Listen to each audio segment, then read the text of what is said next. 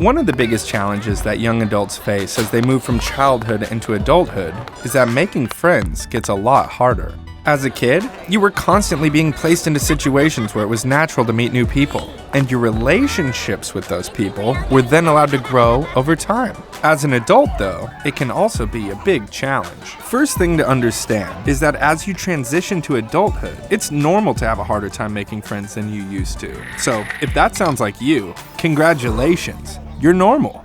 Now, as we discussed in our previous episode, making new friends starts with reflection, figuring out what you enjoy doing, and what kinds of people you want in your life.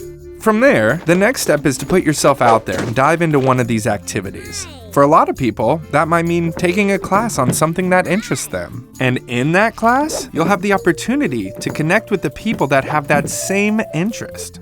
Another popular way to connect with others is through volunteering. Everyone involved has a passion for the same cause, and whatever activity you're engaging in, you'll naturally want to fill the time with conversation. You might also consider joining a gym, checking out live music, joining a group online, or just being a helpful neighbor. Whatever you choose, make a point of engaging with others, even if it's a little outside your comfort zone. Understanding, though, that the process of finding belonging is a process, so be patient. It can take time to build trust and earn the support of the group you want to belong to. But if it's the right fit, it will absolutely be worth it. As you go through this process and you start to find the places where you belong, also make a point to practice acceptance and help others feel like they belong too.